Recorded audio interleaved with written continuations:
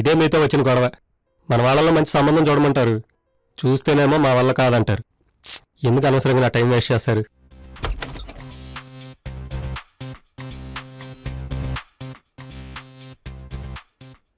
సరే అయితే పక్కూర్లో నాకు తెలిసిన అబ్బాయి అన్నాడు, కిరాణా కొట్టు, మొత్తం కలిపి 10 లక్షల్లో పెళ్ళి అయిపోద్ది.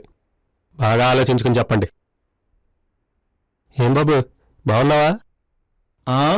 బావున్నా. ఏం చేస్తున్నావేంటి? డబ్బులు తీసుకొని మర్డర్లు మరబంగా చేస్తుంటా. అబ్బా, కామెడీయా?